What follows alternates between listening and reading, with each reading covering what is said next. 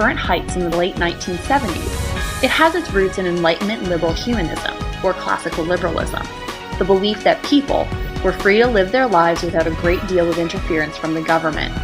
So what does neoliberalism have to do with classical liberalism, and why does it matter? Well, neoliberalism isn't really new itself, but is a new take on classical liberalism. Neoliberalism uses the language and tenets of classical liberalism in ways that now benefit large corporate interests. For example, many of the tenets of liberalism were enacted in the name of equality, meaning that free market policies were supposed to allow people an equal chance into the marketplace.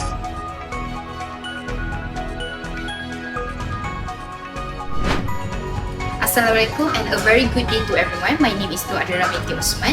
Today, headline focus on one of the most influential theory in international relations, Neo-Liberalism theory. Hi, my name is Ayushya Nafti Shamsul. In today's world, countries are more connected than ever before through trade, technology, communication, and international organization. Because of this, cooperation between countries has become increasingly important. My name is Nada Tahadira Kamsi. However, the international system does not have a world government to control state behavior. This raises an important question: how can countries cooperate and maintain peaceful relationships? Hi, my name is Afika Nabila. Neoliberalism provides an answer to this question. The theory argues that countries can work together through international institutions, shared interests, and economic cooperation to achieve mutual benefit. Hi, my name is Nufaisha Binti Sharizal. Therefore, today we will be presenting a neoliberalism theory, including its main principle and how it helps us understand cooperation among states in international relations.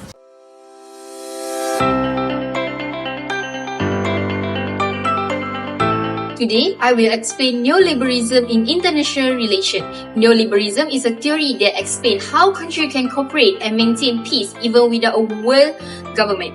Unlike realism, which focuses on power and conflict, neoliberalism believes that countries can work together for mutual benefit. Countries cooperate because it helps them achieve economic growth, stability, and share advantage. Trade and economic relations are important because they connect the country and encourage the cooperation.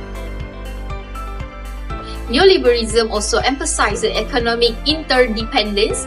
This means countries depend on each other through trade and investment. When a country are economically connected, they are less likely to go to a war because conflict will harm their own economy. Even though the international system has no higher authority above the state, neoliberalism argues that cooperation is still possible. International institutions help reduce misunderstanding, provide information, and encourage countries to follow the rules. In conclusion, neoliberalism has an optimistic view of international relations. It believes that peace and cooperation can be achieved through the shared interests, economic connection, and a strong international institution. Thank you.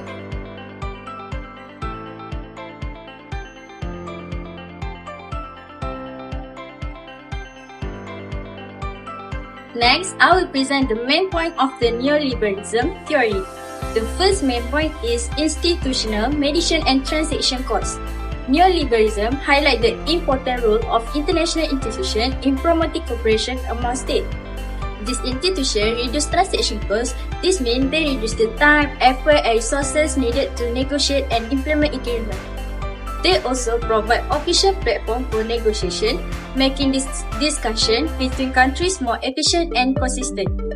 In addition, international institutions improve information transparency by helping states understanding the intention and action of other countries more clearly.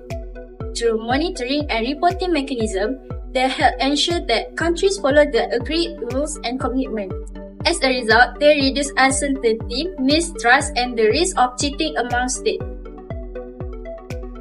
The second main point is the pursuit of absolute gains. Neoliberalism assumes that states are rational actors that focus on absolute gain rather than relative gains. Absolute gains mean improvement in a state economy, security, and overall development. This is different from realism, which focuses on competition and relative power between states. In neoliberalism, cooperation is rational when all countries gain benefit. States will cooperate as long as it improves their situation compared to before. This creates win-win cooperation, especially in trade, investment, and economic integration. As a result, states prefer economic interdependence over military competition. The third main point is complete interdependence and the shadow of the future. Today, states are highly connected through trade, finance, production, and communication network. This is called complex interdependence. Because of this high level of connection, war becomes very costly and can harm the global economy and supply chains. So, military conflict is not a practical option for most states. In addition, the shadow of the future means states expect long-term and repeated relationship with each other. Because of this, they are encouraged to build trust and act honestly. If a state cheats, it may lose future cooperation and economic benefit. Therefore, states are more likely to cooperate and avoid conflict. That is all from me. Now, I will hand it over to the next reporter. Thank you.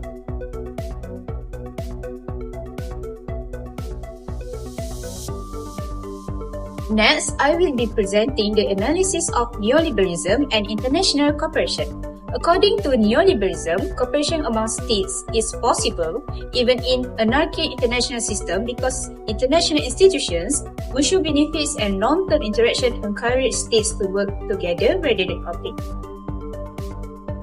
First, institutional mediation and transaction costs. According to neoliberalism, international institutions play an important role in facilitating cooperation between states.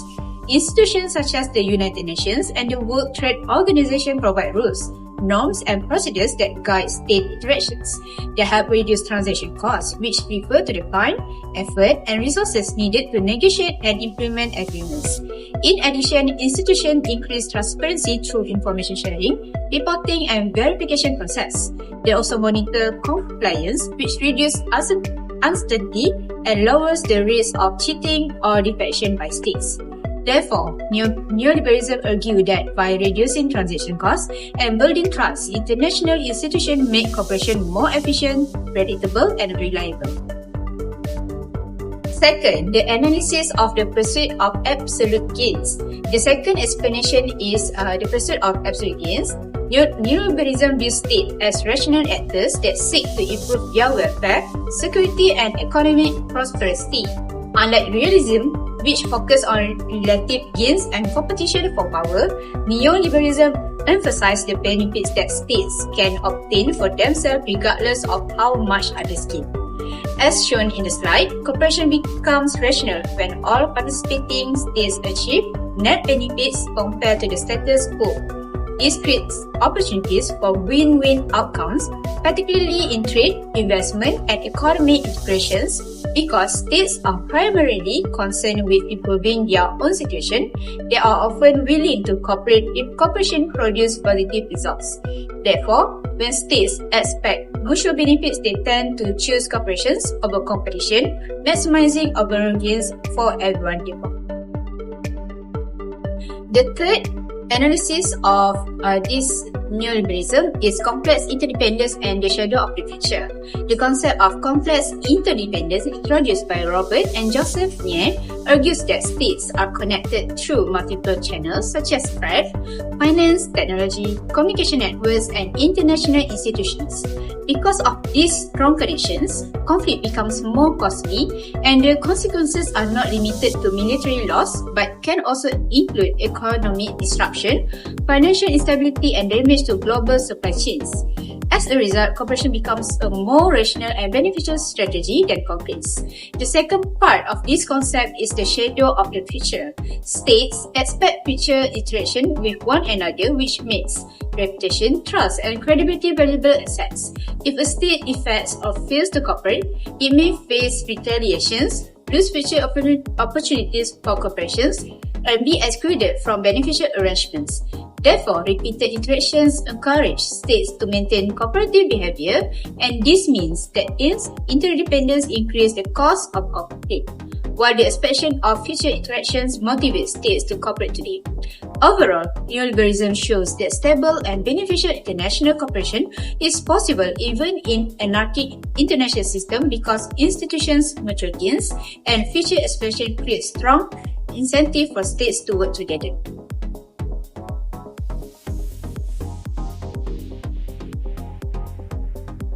Next, I will explain the impact of neoliberalism theory towards international relations. Neoliberalism believes cooperation is possible through institutions, rules, and economic relationships. There are three main impacts that I will explain today. So, the first impact of neoliberalism is strengthening international institutions as cooperation tools. Neoliberalism believes that international institutions are very important in helping countries work together peacefully. Examples of these institutions are United Nations, World Trade Organization, and International Monetary Fund. These institutions provide common rules, guidelines, and platforms for countries to discuss global issues. For example, countries can use these organizations to negotiate agreements, discuss economic cooperation, or solve dispute peacefully. International institutions also reduce uncertainty in the international system. This means countries feel more confident when dealing with each other because there are clear rules and procedures involved. Countries are less worried because about being cheated or treated unfairly. The second impact is the promotion of rule-based international cooperation and stability. Neoliberalism emphasizes the importance of international rules and agreements in guiding state behavior. International institutions create rules that countries are expected to follow in areas such as trade, security, environment, and human rights. These rules help make international relations more organized and predictable. When countries know the rules and believe other countries will also follow them, cooperation becomes easier. Rules also help reduce misunderstandings and conflicts between countries. Instead of reacting aggressively, countries can use discussions, diplomacy, negotiation, and legal process to solve problems. For example, trade disagreements between countries can be handled through international organizations instead of leading to political tension or conflict. This rule-based system increases the global stability because countries become more willing to cooperate for long-term benefits. The third impact is increased economic interdependence, reducing conflict.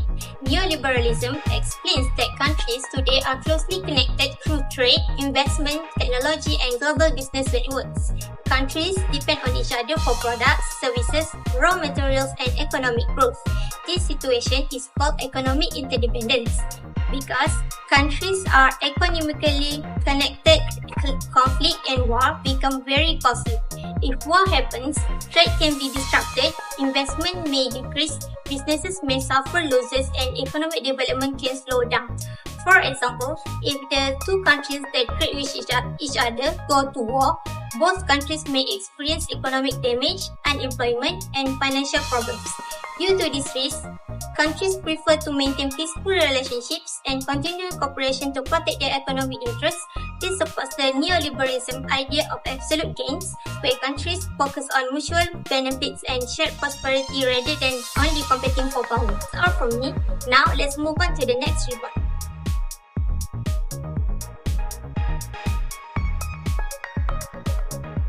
Now, let's wrap up everything with quick summary of our main points. To put it simply, neoliberalism explains that global cooperation is entirely possible even in an anarchic world without a world government.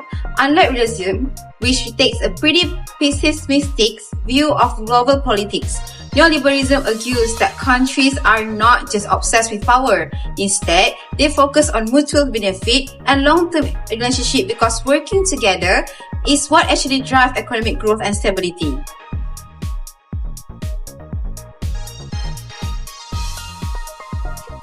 To wrap the things up for our report, let's take a look at the conclusion of our presentation on neoliberalism. Ultimately, neoliberalism highlights that global cooperation and peace are highly possible even though our world does not have a single overarching global government to enforce the rules. Because of the lack of the world government, states naturally look for structured ways to work together because it brings everyone clear benefits. According to the scholar Kyon Hain, in 1984, international institutions like United Nations, the World Trade Organization, and the International Monetary Fund are absolutely crucial here. They basically act as helpers that cut down on negotiation time, cost, and effort while making sure that nobody cheats on their agreements. To put it perfectly, Robert Kyon Hain once wrote that cooperation is not internal harmony. On the contrary, it typically requires that the action of separate individuals or organizations be brought into conformity with one another through a process of negotiation. Instead of playing a dangerous game of trying to be more powerful than their neighbors, states act as smart, logical players that care about what we call absolute gains. This just means they focus on building up their own economic wealth and stability rather than wasting energy trying to tear another's down. Furthermore, because countries live in what scholars call the shadow of the future, they know they have to deal with each other over and over again for many years to come. As the famous scientist Robert Axelrod said, the core of the problem is of cooperation that the trial must be repeated. And according to Alexander and Hamilton in 1981, this exact expectation of continuous future interaction forces government to protect their long-term reputation by keeping their promises and maintaining trust. In conclusion, neoliberalism shows us that when states connect through trade and rule-based, global institutions working together is not just nice idea, it actually becomes the smartest and most logical strategy for survival and shared prosperity.